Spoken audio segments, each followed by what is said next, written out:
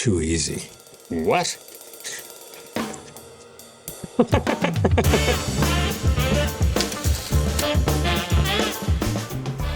Fly yes, land no, Indiana Jones. Which one? Haven't a clue. I didn't know you could fly a plane. Fly, yes. Land, no. He's Sean Connery. I mean, the guy is amazing. I had the best time with him. He's not the Billy Goat gruff that everybody thinks he is, and neither am I.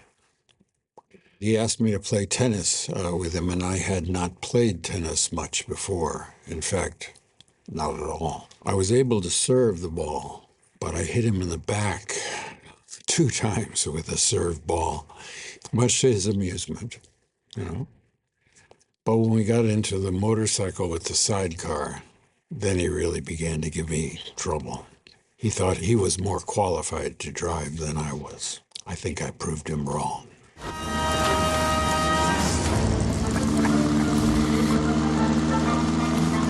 I had been asked by George Lucas to go and meet Steven Spielberg, who I did not know. And he sent me a script to read first. I read the script, and I thought it was great. I met Steven. I think we spent about an hour together. Suddenly, I had a job. I didn't expect success. In the movie business, you always go in wanting to be successful, but you don't always expect to be. I did expect the first film would be wildly successful, but I could not imagine that we were going to end up doing 5 of them. Oh, you're trying to make it too easy for me. I know. Carrie Fisher said to me, "I love you," and I was supposed to say, "I love you too." And I thought that was a little un-Han Solo-ish. I thought it was a little banal. So I said, no. I love you. I know. George, when he saw it, was not so sure and made me sit next to him at the screening of the film the first time we ran it for an audience. They laughed, but it was a good laugh, so we kept it in. Thank you, George, because I knew. I didn't really know whether there was going to be another film when we started. And because I didn't know whether there would be another film, I did not sign the sequel deal, which turned out to be to all of our advantage. What? Oh yeah, I'm learning a lot about manure. Very interesting. No shit? Really? You're asking me this? I'd have no idea. Are you sure this is me? Oh,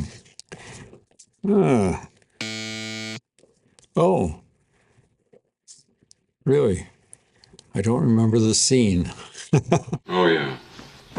Learning a lot about manure. Very interesting. The role was a fantastic role. I get to work with Peter Weir for the second time. What I loved about the movie was that we had very, very short period of pre-production. Peter knew nothing of the Amish, so he went away to learn about the Amish, and I went away to research the police. And we came back together 2 weeks after and discussed what we had learned, and that was included in the rewrite. We didn't really have the script entirely figured out, so we left a couple of big holes in the script when we started. It was an extraordinary experience. I felt really good about what we were doing. For his role as a detective protecting an Amish boy who has seen a murder, Put it, please. Harrison Ford in Witness. Peter and I were working on Mosquito Coast at the time, so neither of us were able to be part of the ceremony. It's kind of like it never happened. You know, it was all right. We watched it on TV. It didn't matter to me whether I won. I was pleased that the performance was recognized. This is too easy. Get off my plane. I've only said that once, happily. And I said it on to Gary Oldman in Air Force One. Get off my plane. I thought it was very well-written script. Wolfgang Peterson is a director who I had known and admired from his films. And so I was pretty excited with the prospects for that film. It was a straight-out action film. Gary Oldman was a treat to work with. We had a great time. Let's see. All he'd wanted were the same answers the rest of us want. Where do I come from? Where am I going? How long have I got? All I could do is sit there and watch him die. Blade Runner. All he'd wanted were the same answers the rest of us want. Where do I come from? Where am I going? How long have I got? We shot for 50 nights in rain most times. We were outside. It's kind of miserable to make, but it holds its own, and it is a remarkable film. I like any cut without the voiceover.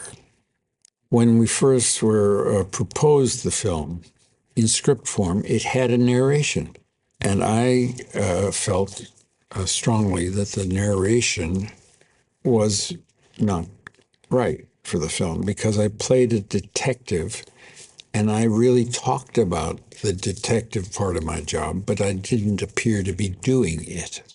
So we spent 3 weeks at my dining room table, Ridley, I, and the screenwriter and the producer, taking what was the information that was in the voiceovers and making it part of the scene.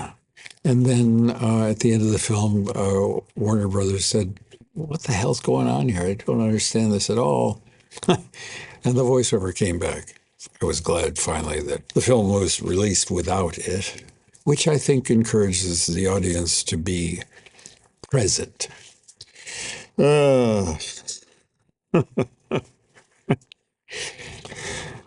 First you raw dog me in public, and now you burst into my office and raw dog me here. Okay, the character didn't know what raw dog meant, and neither did I. Then they told me. It's the end of the story. Oh, first you raw dogged me in public, then now you burst into my office and raw dogged me here? There are undertones, emotional undertones in almost every scene. Sufficient to the point where I can tell you that actually I've gone into scenes where I thought I was going to laugh and ended up not laughing, but actually even crying. I love the depth of feeling that the show manages to develop to bring its audience into what's going on screen. And it's an extraordinarily powerful mix between drama and comedy. A lot of the scenes can be played both ways. Will you look at Lumpy? He's sure grown, huh? Will you look at Lumpy? He's sure grown. Huh?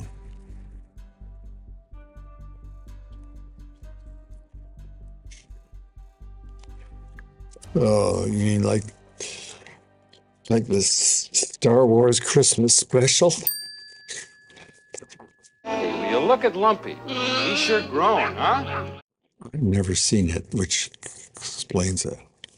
I was there, though. Star Wars is really good for me, and I'm grateful. And I'm happy I got to play the character, and I'm happy I did it every single time. And I have no problems with it. You got another problem. Women always figure out the truth. Always. I think that's from Shirky. You got another problem. Women always figure out the truth. Always. It was a good idea, I thought. It was fun to do it, and it was great to work with Adam Driver, who I like very much. He falsified his research so that RDU-90 could be approved and Devlin McGregor could give you Kovacic. That's Witness. Oh, no, wait. Or Fugitive, I meant. Yeah, The Fugitive, that's right. So that our DU-90 could be approved and Devlin McGregor could give you Provasic. That's the part we made up in the middle of the movie, the RT and DU-90 part. It filled a hole in the plot. That was one of the elements of the chemistry necessary to make a drug that the bad guys were making and selling on the streets. It's 35 years old, and I think it stands up very, very well. It's got Tommy Lee Jones. It's got Joey Pantaleone. It's full of really terrific actors. When you find the Colonel, infiltrate his team by whatever means available and terminate the Colonel's command. Apocalypse Now. When you find the Colonel, infiltrate his team by whatever means available and terminate the Colonel's command. I played a character that I named myself. The name was Lucas. Lucas. And even though it was after one of the Star Wars movies, George Lucas, when he first saw the movie, did not know the character was me, even though he was named Lucas.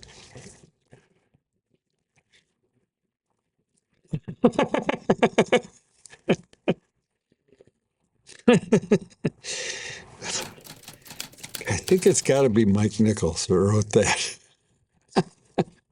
It's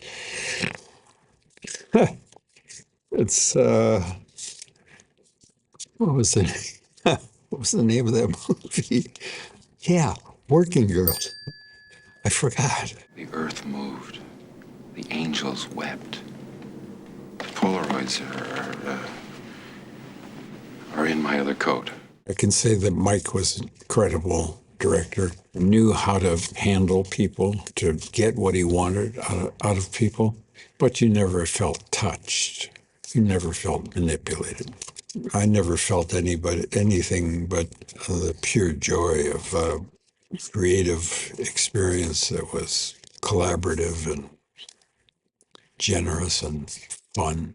He was a very special person in my life, and I was very, very fond of him. This can't be your car. It must be your mama's car. I'm sort of embarrassed to be this close to you. I know what that is. That's from American Graffiti, and I'm talking about Paul LeMatt's yellow Deuce Coupe. That can't be your car. It must be your mama's car. I'm sort of embarrassed to be this close to you. I thought it was remarkable the way George used music in that film. It was made very, very cheaply.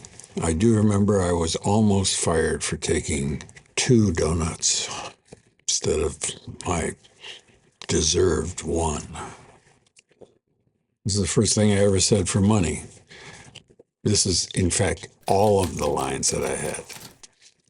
I played a bellboy in Dead Heat on a Merry-Go-Round. Paging Mr. Ellis. Paging Mr. Ellis. I was under contract to Columbia Pictures at the time for $150 a week, and all the respect that implies.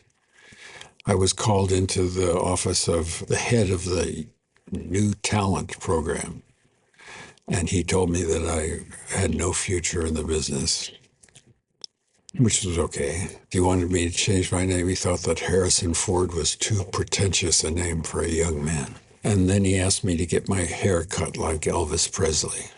That I didn't go along with. But I didn't last that long. I lasted about 1.5 years of a 7-year contract. Yeah, I met him later across a crowded room. He had sent me a card on which he had written, "I miss my guess."